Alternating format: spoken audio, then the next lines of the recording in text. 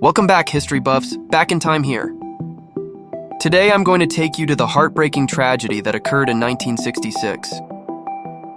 The question is often asked in the somber aftermath of a shooting massacre: how many deaths will it take before a country changes its gun laws? As we know, mass killings continue with alarming frequency across the US, and a recent study found one occurs in America every 2 weeks. But for Australia, a single massacre changed everything.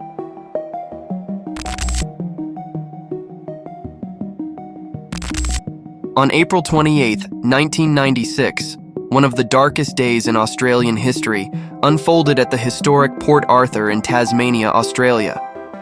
Martin Bryant, who struggled with mental health issues, began his chilling day at the Seascape guest house, where he murdered an elderly couple who owned the property.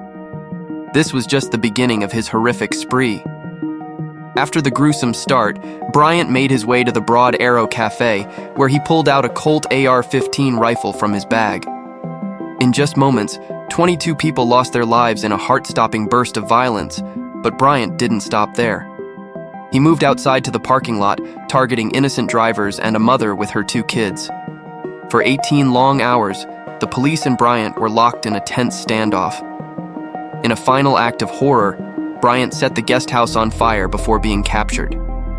By the end of that fateful day, 35 lives had been lost and 23 more were wounded.